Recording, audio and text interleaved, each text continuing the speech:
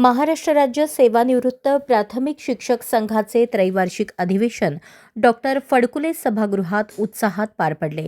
सुमारे 1000 शिक्षक उपस्थित होते व 2175 झालेल्या शिक्षकांचा सन्मान करण्यात आला। अधिवेशनात पेन्शन, उपदान, विलंबावर व्याज, पेन्शन वाढ आदी ठराव मंजूर करून प्रलंबित प्रश्न सोडवण्याचा निर्धार व्यक्त करण्यात आला।